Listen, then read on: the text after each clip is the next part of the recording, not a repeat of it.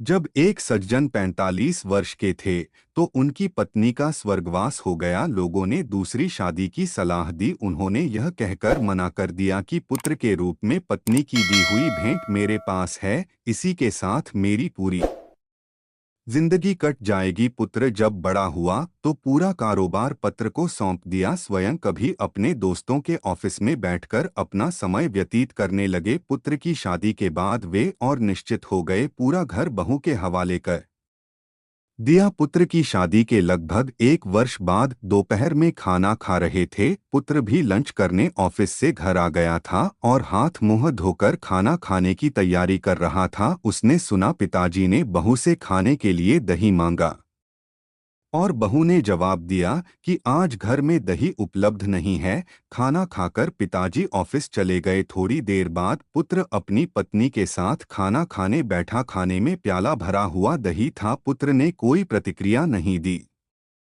और खाना खाकर स्वयं भी ऑफिस चला गया। कुछ दिन बाद पुत्र ने पिता से कहा, पापा आज आपको कोर्ट चलना है, आज आपका विवाह होने जा रहा है। पिता ने आश्चर्य से पुत्र की ओर देखा और कहा, बेटा मुझे पत्नी की आवश्यकता नहीं है और मैं तुझे भी इतना प्यार देता हूँ कि शायद तुझे माँ की जरूरत नहीं है। फिर दूसरा विवाह क्यों? पुत्र ने कहा, पिताजी ना तो मैं अपने लिए माँ ला रहा हूँ और ना आपके लिए पत्नी, मैं तो केवल आपके लिए दही का इंतजाम कर रहा हूँ। कल से मैं किराए के मकान में आपकी बहू के साथ रहूंगा तथा आपके ऑफिस में एक कर्मचारी की तरह वेतन लूंगा ताकि आपकी बहू को दही की कीमत पता चले।